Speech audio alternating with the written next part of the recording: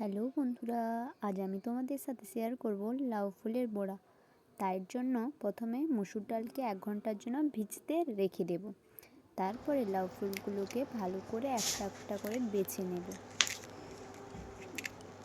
বেছে নেওয়ার পরে আমাদের যেটা করতে হবে, 2-3 বার জল দিয়ে এটাকে ধুয়ে নিতে হবে। ধুয়ে ভালো করে চটকে রেখে দিতে হবে। এভাবে চটকে নেবে তোমরা। তারপরে ওই ডালটাকে ভালো করে বেটে নেবে। বেটে নেওয়ার পরে আমাদের যেটা করতে হবে, একটা পাত্রে ডাল, লঙ্কা কুচি, পেঁয়াজ কুচি, লাউ ফুলটাকে দিয়ে দিতে হবে ওর সঙ্গে। তারপরে স্বাদ মতো লবণ,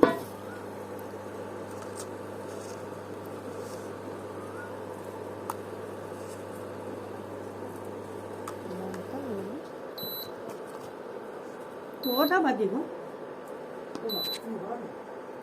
9:50 খাবার সোডা, তোমরা চাইলে খাওয়া সোডা নাও দিতে পারো, হলুদ গুঁড়ো এবং একটুখানি জিরে গুঁড়ো দিয়ে দেবো।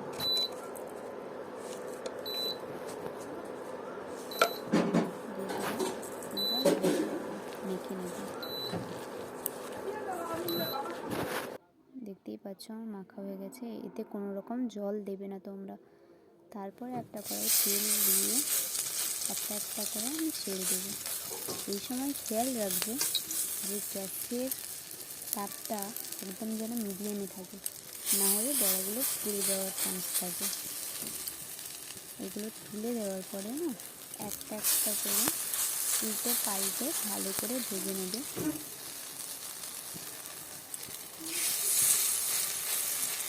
না হলে ভিতরে কাঁচা থেকে যেতে পারে।